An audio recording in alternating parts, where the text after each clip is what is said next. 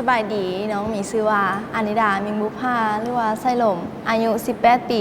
ปัจจุบันกำลังศึกษาอยู่ที่วิทยาลัยลาวนาศาสตร์ปี2คะแนนภาษาอังกฤษธุรกิจ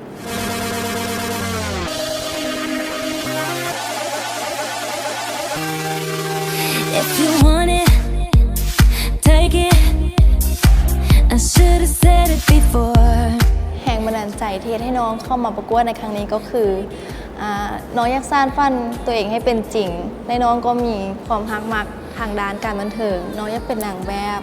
แล้วก็เวทีนี้เฮ็ดให้น้องกล้าคิดกล้าทำและกล้าแสดงออก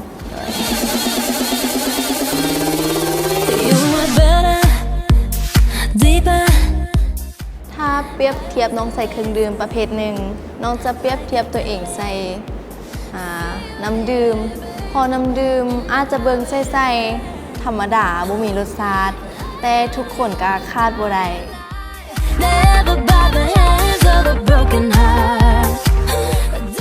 น้องคิดว่าตัวน้องเองมีเสน่ห์อยู่ที่หอยยิ้มเพราะว่าเห็นหมู่เพื่อนเว้ามาว่าน้องเป็นคนยิ้มหวานแต่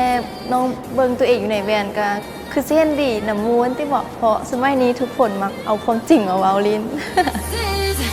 The part when I break free, 'cause I can't resist it no more. เป้าหมายในชีวิตของน้องก็คือน้องยังมีเวียกเหตุงานทำที่มั่นคงที่สามารถเลี้ยงตัวเองและครอบครัวได้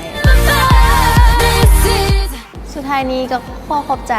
ผู้ใหญ่ใจดีที่มีโครงการดีๆแบบนี้ขึ้นมาเฮ็ดให้น้องเนาะรู้จักหมู่ใหม่ๆสิ่งใหม่ๆประสบการณ์ใหม่ๆแล้วก็เฮ็ดให้น้องกล้าคิดกล้าแสดงออกขึ้นหลายกว่าเก่า